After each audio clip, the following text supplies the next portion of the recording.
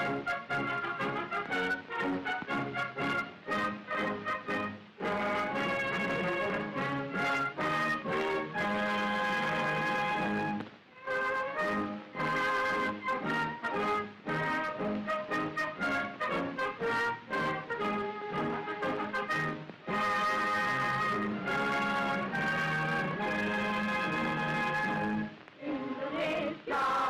tanah airku, tanah tumpah darahku.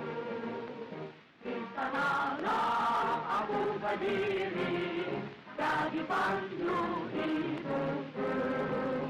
Indonesia kebangsaanku, bangsa dan tanah airku.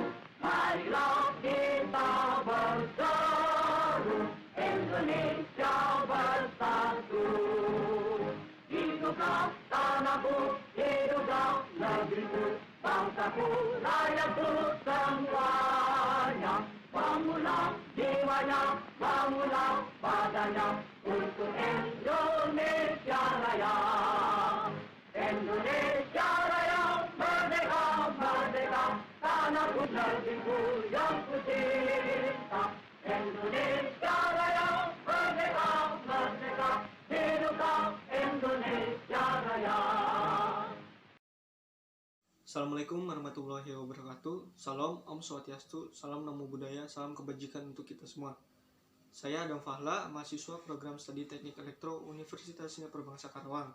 Kali ini saya akan mewawancarai beberapa narasumber untuk memenuhi tugas mata kuliah Pendidikan Kewarganegaraan yang diampu oleh Bapak Bambang Suteja. Nah, sebelumnya, apa sih itu kewarganegaraan? Kewarganegaraan adalah suatu hal yang berkaitan dengan warga negara, serta keanggotaan sebagai warga negara.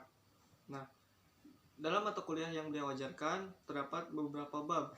Salah satunya itu bab mengenai hak asasi manusia atau HAM, yang akan menjadi fokus kita dalam wawancara kali ini. Kita sudah bersama narasumber yang pertama. Silakan untuk memperkenalkan diri. Perkenalkan, nama saya Aditya Suryaji, seorang mahasiswa dari perguruan tinggi di wilayah Cirebon. Nah, mungkin di perkuliahan Adi sudah mempelajari tentang pendidikan kewarganegaraan. Ya. Nah, dalam pendidikan kewarganegaraan mungkin pernah mempelajari juga mengenai hak asasi manusia atau HAM. Ya. Nah, menurut Adi itu HAM itu apa? Menurut saya itu HAM yaitu merupakan sebuah konsep hukum bahwa manusia itu memiliki hak yang melekat pada dirinya karena keberadaannya yang sebagai manusia.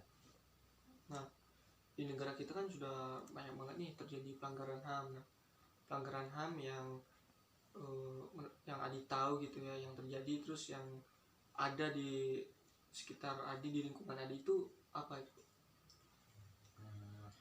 Menurut saya itu pelanggarannya itu seperti pembunuhan, penyiksaan, penganiayaan, sama yang menghalangi seseorang untuk melakukan aspirasinya, seperti itu. Dan kalau untuk di lingkungan saya yang pernah terjadi pelanggaran HAM itu mungkin seperti penyiksaan oleh orang tua terhadap anaknya, seperti itu mungkin. Nah, Adi nih sebagai warga negara itu ada nggak sih upaya buat buat mencegah pelanggaran HAM atau meminimalisir lah gitu? Ya, mungkin dari saya untuk melakukan upayanya yaitu seperti memberi pemahaman atau edukasi kepada masyarakat seputar HAM. Ya. Lalu mungkin meningkatkan kinerja lembaga yang mengatur tentang HAM itu, sama selalu melibatkan masyarakat untuk dalam pengawasan tentang HAM, seperti itu. Nah, masih lingkup tentang pelanggaran HAM nih. Kasus yang terjadi belakangan ini tuh salah satu kasus tewasnya 6 anggota Laskar FPI itu.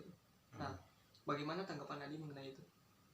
Yang menurut saya itu kasus tersebut itu memang termasuk dalam pelanggaran HAM berat.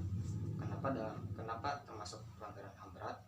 Yang mungkin karena hal tersebut terdapat ada kejadian pembunuhan terhadap 6 anggota Laskar FPI tersebut, yang dimana hal tersebut dilakukan secara sewenang-wenang atau di luar keputusan pengadilan.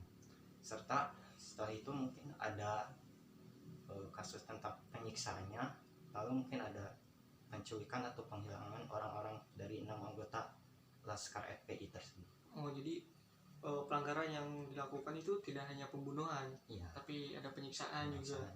Oh, seperti itu. oke, mungkin sekiannya. Terima kasih banyak atas waktunya. Ya, sama-sama. Sukses selalu. Ya, terima kasih. Lanjut ke narasumber yang kedua. Silakan untuk memperkenalkan diri. Baik, terima kasih. Assalamualaikum warahmatullahi wabarakatuh. Waalaikumsalam. Perkenalkan, saya Akbar Hidayat Jikri. Saya salah satu mahasiswa di sebuah perguruan tinggi yang berada di wilayah Cirebon. Aktivitas sehari-hari saya yaitu sebagai seorang mahasiswa, yaitu tentunya belajar meskipun secara online. Ya. Mungkin di perkuliahan Akbar udah mempelajari tentang mata kuliah pendidikan kewarganegaraan ya. Nah, mungkin juga udah mempelajari bab mengenai hak asasi manusia. Nah, menurut Akbar, apa sih hak asasi manusia itu? Ya, menurut saya sendiri ya, mungkin mengambil dari pengertian beberapa ahli juga terkait dengan hak asasi manusia, yaitu sebuah hak atau kebebasan yang bersifat fundamental bagi semua orang tanpa memandang jenis kelamin, asal kebangsaan atau etnis, juga tanpa memandang ras, agama, bahasa atau status lainnya. Jadi menurut saya sendiri, untuk lebih memudahkan tentang pengertian HAM sendiri, HAM ini bisa diartikan seperti ini. Jadi hak asasi manusia ini merupakan hak dasar atau pokok yang dianugerahkan oleh Tuhan Yang Maha Esa, dan ini merupakan bawaan sejak lahir setiap manusia gitu. Dan hak manusia ini tidak bisa dicabut dan tidak bisa diganggu-gugat seperti itu. Tapi dalam menjalankan haknya, manusia tentunya berbatasan dengan kewajibannya gitu. Jadi untuk menjalankan haknya, manusia tentunya harus memperhatikan kewajibannya juga sebagai manusia, terutama dalam kehidupan berbangsa dan bernegara. Jadi jika seseorang ingin mendapatkan haknya, maka dia harus menjalankan kewajibannya, seperti itu. Itu untuk pengertian hak asasi sendiri ya. Ya. Lanjut nih, di negara kita kan udah pasti banyak banget nih terjadi pelanggaran HAM, maupun itu pelanggaran ringan atau berat. Nah, apa aja sih pelanggaran HAM yang Akbar tahu nih, terus yang mungkin terjadi di lingkungan Akbar itu? Ya, untuk pelanggaran hak asasi sendiri ya yang Indonesia itu, yang menurut saya paling istilahnya ya sangat, istilahnya tuh ya booming lah pada masanya. Seperti contoh kasus di tahun 98, juga peristiwa Trisakti. Juga yang paling itu kasus waktu G30 SPKI. Nah, itu menurut saya pelanggaran HAM yang cukup berat lah istilahnya. Apalagi untuk G30 SPKI sendiri itu sampai melakukan penculikan, juga penyiksaan segala macam, sampai mengakibatkan hilangnya nyawa gitu. Terus untuk kasus yang terjadi di wilayah saya sendiri ya, mungkin itu pernah terjadi kasus yang mana itu mungkin bisa termasuk ke dalam kasus pelanggaran HAM ya, yang mana pernah di desa saya itu ada ya kasus pencurian lah.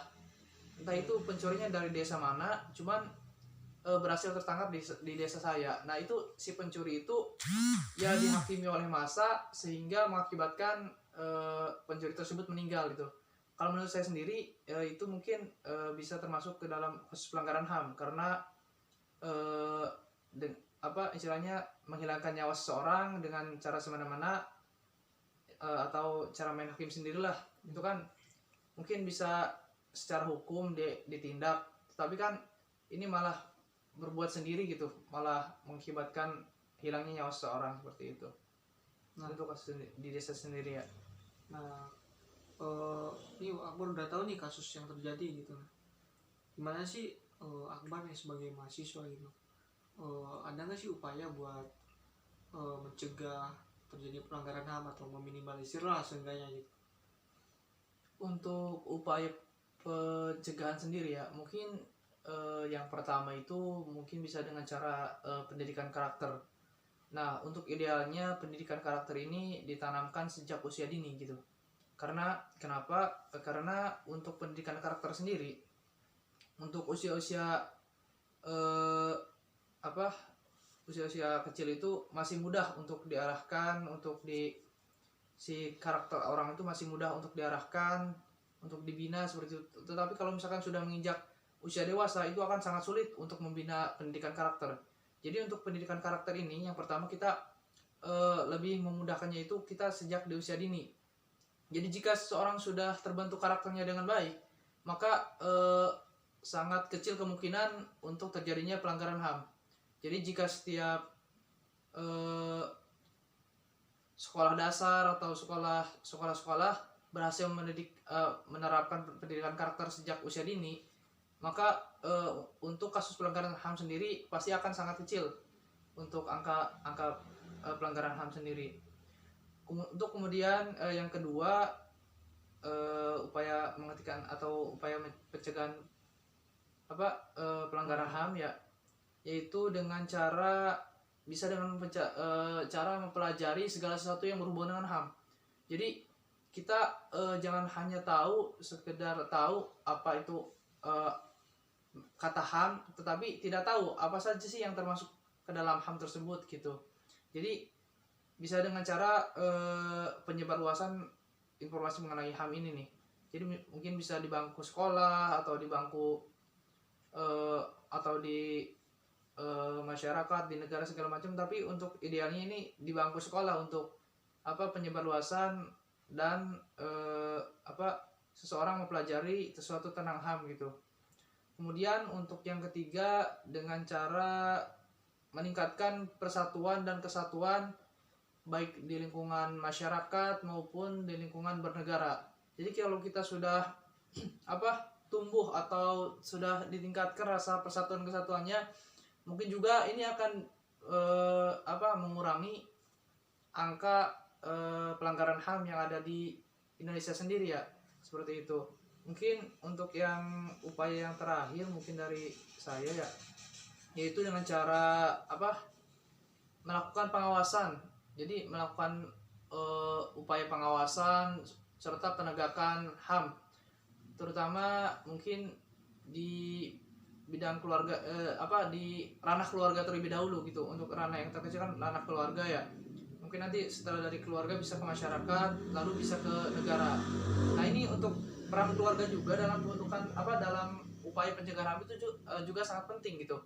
Karena kenapa? Seorang anak itu yang pertama didikannya kan dari keluarga dulu. Jadi menurut saya ini untuk peran orang tua dalam mendidik karakter anak untuk menjadi karakter yang baik sehingga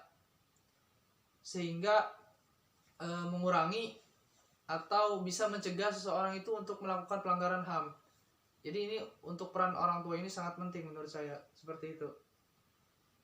Nah, nyinggung tentang kasus pelanggaran HAM berat yang mungkin kemarin sempat booming ya Barat, tentang tewasnya 6 anggota Laskar FPI ya. Mungkin Akbar juga dengar. Nah, gimana sih tanggapan Akbar mengenai itu?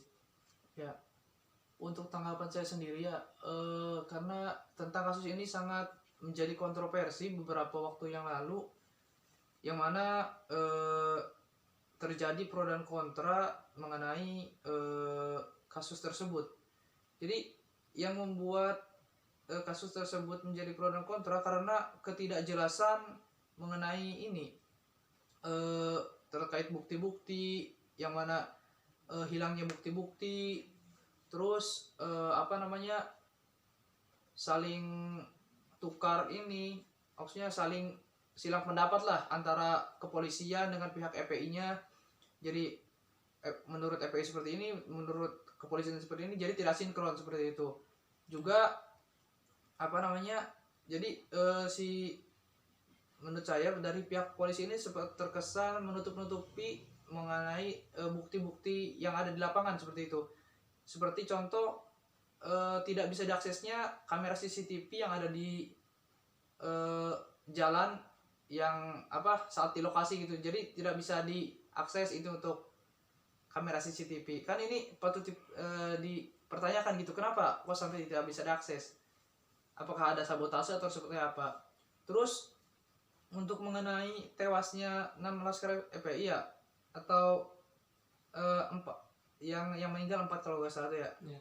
Nah, kalau misalkan memang itu tindakan emang istilahnya tuh kayak tindakan dari polisinya emang harus seperti itu, tapi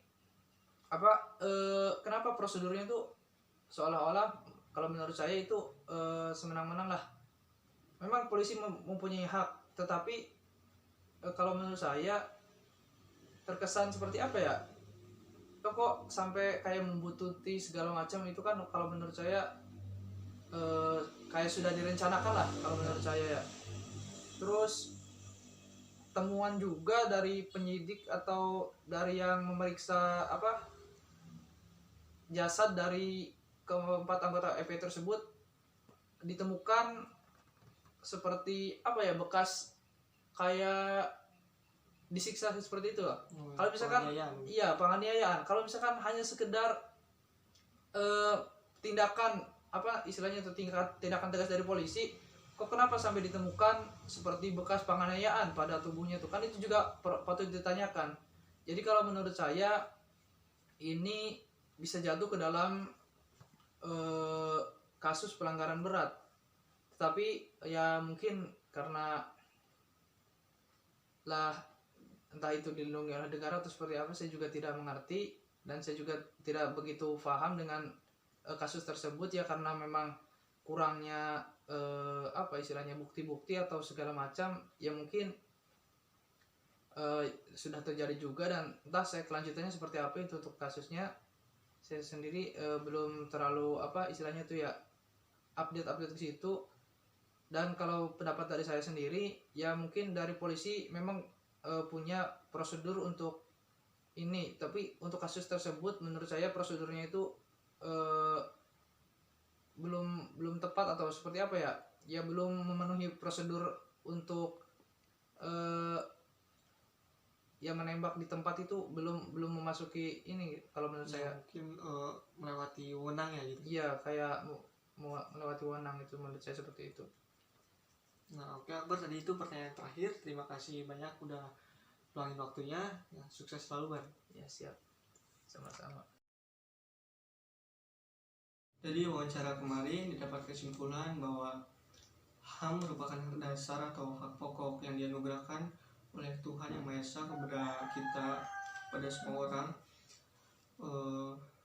dan hak tersebut tidak bisa diganggu-gugat. Nah, mengenai pelanggaran yang terjadi seperti pembunuhan, penganiayaan, menghalangi seseorang untuk menyampaikan pendapatnya, dan aksi kekerasan serta genosida. Nah, mengenai kasus yang terjadi di daerah narasumber masing-masing, yang pertama yaitu kekerasan terhadap anak yang dilakukan oleh orang tua. Yang kedua yaitu main hakim sendiri kepada pencuri yang mengakibatkan si pencuri itu tewas gitu. Nah, upaya yang mereka lakukan untuk mencegah lah pelanggaran HAM, seperti memberikan edukasi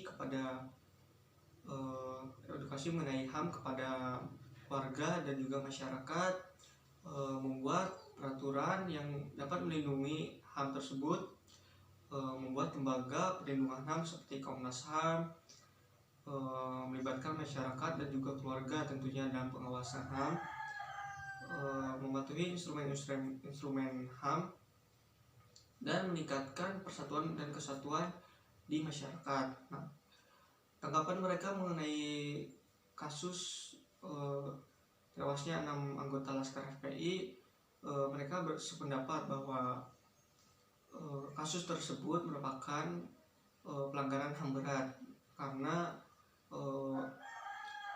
di dalamnya itu tidak hanya pembunuhan tetapi ada juga penganiayaan dan juga penculikan terhadap 6 anggota Laskar FPI tersebut yang dilakukan secara sewenang-wenang. Lalu antara pihak polisi dan juga FPI itu terjadi pro kontra gitu, yang dimana keduanya saling membulak-balikan fakta gitu. Nah, pihak polisi juga seakan-akan seperti menutup-nutupi bukti-bukti yang terjadi di lapangan seperti hilangnya CCTV dan juga sebagainya. Nah, mungkin sekian ya yang dapat saya sampaikan, kurang lebihnya mohon maaf. Wabillahi taufiq wal hidayah. Wassalamualaikum warahmatullahi wabarakatuh.